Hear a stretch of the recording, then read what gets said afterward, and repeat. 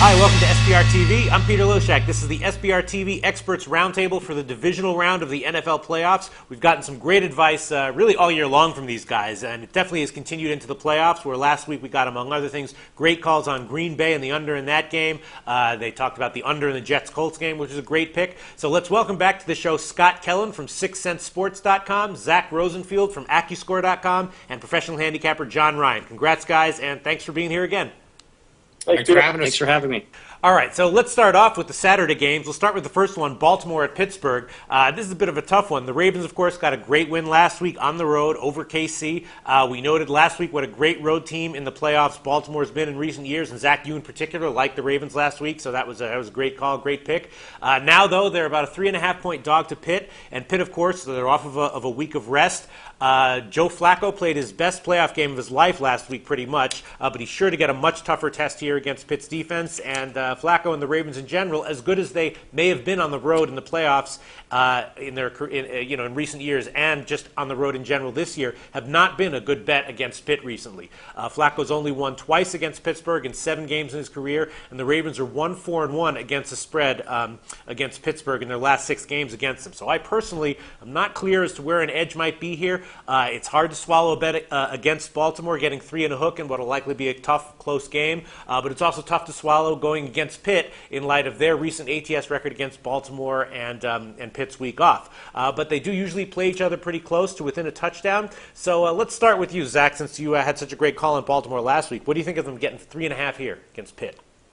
I think you make an interesting point there, Peter. 3.5 is a very interesting number, right? Because not only does it represent, the extra half point, but that's an extra possession. And in games like this, an extra possession amounting to points, it really counts for a lot.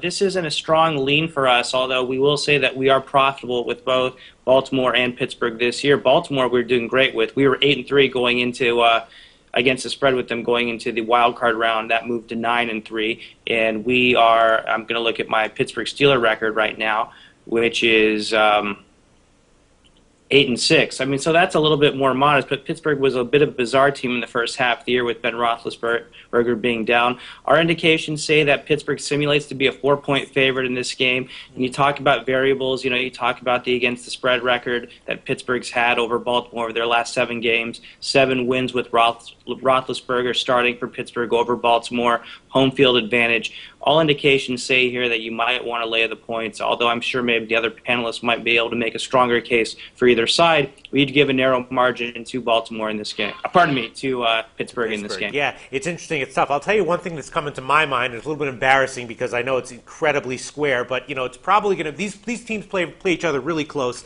I think the past 6 games have all come within a touchdown or something. So even though you're not crossing a 3, there's something in me that's thinking maybe Baltimore on a teaser. Tease them up to 10.5 or 9.5 or something. Scott Kellen, what do you think about this line? Yeah, Peter. I think it's a tough matchup to call. These teams do play each other close. Now, ironically, Baltimore, the last 2 times that they've defeated Pittsburgh, it's been without Roethlisberger at quarterback. Last year in Baltimore, they won, and it was Dennis Dixon, and they were kind of lucky to win that game. It was a very close game, obviously. And then earlier this year, they played without Roethlisberger. I think Charlie Batch is the quarterback for Pittsburgh, and Baltimore scored late in that game to win that game. But, Baltimore on the road this year, they played the Jets, they played Pittsburgh, they played New England, they were at Atlanta, and then last week at Kansas City in terms of playing playoff teams on the road. And they fared very well. They won by 1-3, lost by 3 at New England, lost by 5 at Atlanta, but we know Atlanta scored late in that game to get that win, and obviously blew out KC last week. So they have been competitive, and unlike last week where I think I may have mentioned to some degree where they're not blowing teams away on the road, right. They obviously don't need to blow anybody away on the road this week. They're getting the points. And in Pittsburgh at home this year, they defeated Atlanta in week 1, 15-9, lost in week 2 to Baltimore, or week 3, I think, week 3 or 4 that was. And then they got blown up by New England at home, playoff team, and lost to the Jets at home. So they certainly haven't been real competitive at home against other playoff teams. My numbers, though, and everything I look at, they don't really respect Baltimore that much. And they actually favor Pittsburgh by quite a bit in this game and predict about 35 points. And these games have typically been low scoring. So I would look at this maybe as being a low scoring game, possibly look at an under. And just because the value lies with Pittsburgh, I'll take Pittsburgh. But it's a hesitant lean. It's a weak lean just because of how close these teams play. Right. This is a tough number. Zach, I mentioned a teaser before. What you were about to respond to that? What do you have to say about that? Well, I think teasers are not a bad play, especially in the NFL, because, the lines are so true and so fair. But I just did a revised probability. Baltimore is a 72.5% to cover getting 10.5 points. So that's very good.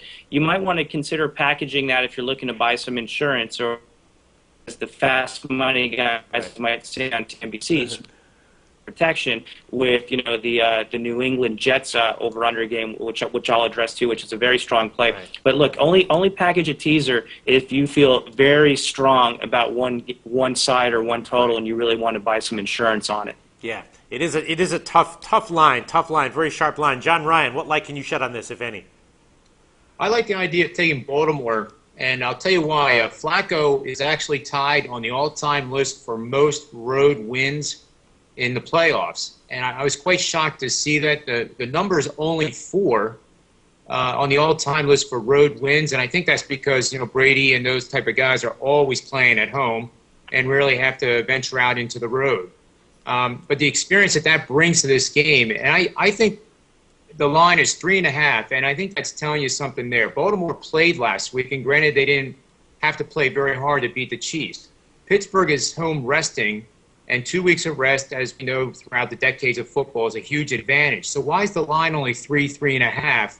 I do think that Flacco is very good at reading the cover 2 and some of the other variations that Pittsburgh likes to employ. And with that said, the slant pattern against the Steelers, I think, is going to be the play that is really going to work well. That, in turn, is going to set up the play-action pass, and whenever you get those Steeler linebackers to freeze just for a second, it opens up the middle into a bigger area. And as we all know, Flacco is a very accurate passer, and he's very intelligent. He's not going to make mistakes that are going to hurt the team. So for that reason alone, I have a lean here on Baltimore.